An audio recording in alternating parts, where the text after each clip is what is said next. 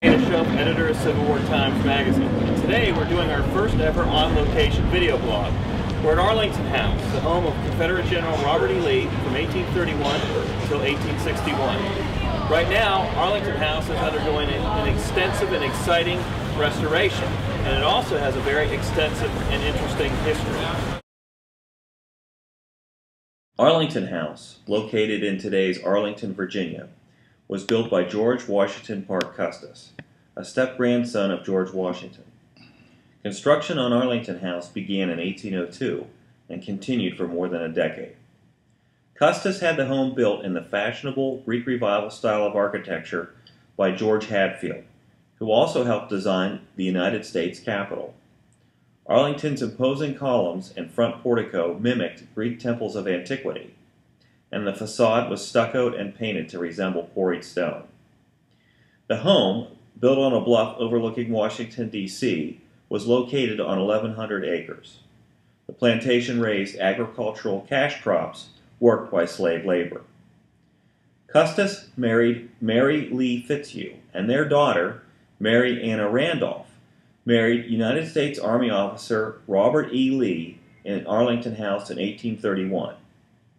For the next 30 years, Robert, Mary Anna, and their children called Arlington home, even though Robert's military duties often took him far away from his family.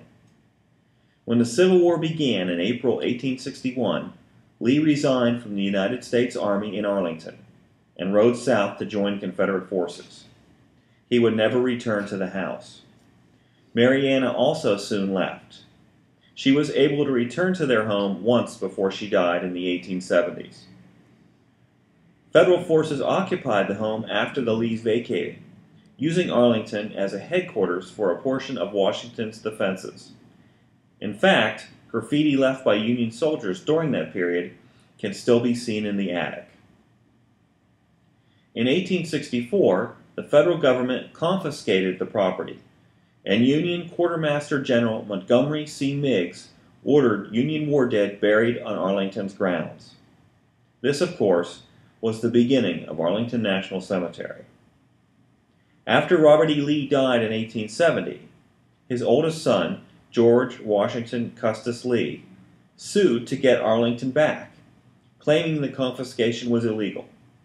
The case went all the way to the United States Supreme Court, which ruled in Lee's favor. Custis eventually sold the property back to the federal government. In 1933, the National Park Service assumed administration of Arlington, which was designated as the Robert E. Lee Memorial. The former plantation grounds that became Arlington National Cemetery are administered by the Department of the Army.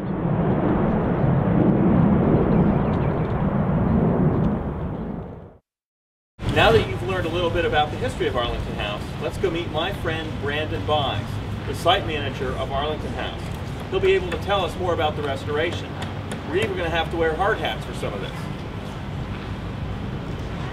Brandon said he'd meet us inside this room, so let's go in and see what's going on.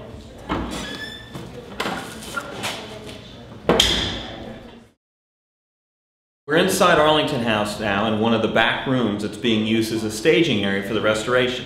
And I'm standing here with my friend Brandon Byes. Brandon is the site manager of Arlington House. He's worked for the Park Service about 7 years, and he's been here at Arlington since July of 2010. So Brandon, when did the restoration begin? Why did it begin? And when do you think it's going to wrap up? Well, we got started here actually in 2009, and there was a real need here for work both inside and outside the mansion.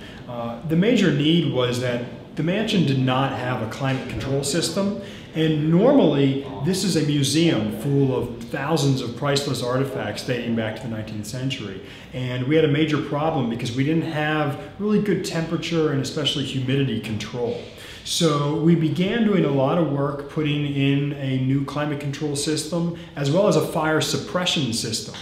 And that's really, really critical work that was needed. We have now expanded that and done a lot of work here inside the mansion, working on the interior finishings, plaster work, stripping lead paint, repainting.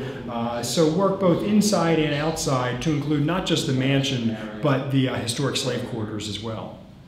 And you're doing all phases. You're taking the plaster off. You're doing paint analysis. We are. We're taking this step by step. And you know, this is really a once-in-a-lifetime sort of opportunity for all of us working on this project. And whatever we do is going to have to really work for the next 50 years or so. You know, these opportunities don't come along all that often. So we want to make sure we're very careful. We do paint analysis, we do the studies, we don't rush things, and then when we're putting things back, that we use historically correct materials. Fantastic. Let's go take a look at some of the stuff going on. What does this tell us about the house? This is one of the neat things that we found when we were doing this work. We knew from letters that in the 1850s, Lee actually had a rudimentary heating or furnace system installed in the house. So he put a furnace in the house? Down in the basement, he did. And we knew this existed, but we didn't know a whole lot about it. Well, when we stripped all of the paint and wall coverings off, we saw a rectangular patch at this location. So clearly there had been a hole here at some point. So we had that patch removed. This is just a little bit of that 20th century patching material, probably put in by the U.S. Army. But behind that is original ductwork. And we believe this may have been one of those original flues for a 150-year-old furnace system. Wow. So this metal we see here is the old ductwork, you think, that Lee had installed to really modernize the house. That's right. The metal that's behind this mesh could be the original 150-year-old ductwork. And that's a fascinating kind of stuff you find when you start digging into a house, removing layers of history. This is a really neat door in Arlington House. This door separates the Lee bedchamber from a small dressing room. And in that dressing room, Robert E. Lee's wife gave birth to many of their children right here in this house. And you can imagine the Lees and Robert E. Lee using this doorknob and going through this door many times throughout the day. It's pretty cool to think about that. As part of the extensive restoration of the house, restorationists also did analysis on the doors to determine what the original finish was when the Lees lived here. As you can see by what remains, these doors have been painted numerous times after the Lees' residence. All that paint was stripped off carefully, layer by layer, and at the bottom, they realized the doors probably had been more or less a bare wood with a dark finish on them that resembled mahogany. And that's eventually what's going to go back on this door. This will be removed, and it will be restored to its 1860s appearance. The walls in this room are also going to get a new coat of paint, as Brandon's going to tell us. Yeah, we've done a lot of paint analysis and had folks over the years come in and just like Dana described, look at those layers. And what we determined by looking at the layers in this room is that most likely in that time frame of 1855 to 1860, this room would have been painted probably a light blue color. So we actually are going to go back, replicate that. Although it's white right now, the final coat we're going to put on in this room is going to be a very, very light pale blue. I'm standing outside of the gable end of the North Slave Quarters, and you can see by looking at this gable end some of the problems that this restoration is going to fix. You can see over here exposed brick where the parging or the outside plaster has fallen off, and there's a lot of cracks in the plaster that need to be repaired. All of this plaster is going to be removed and reapplied new, so this is going to look brand new when it's finished. Some of the work has already begun, as you can see.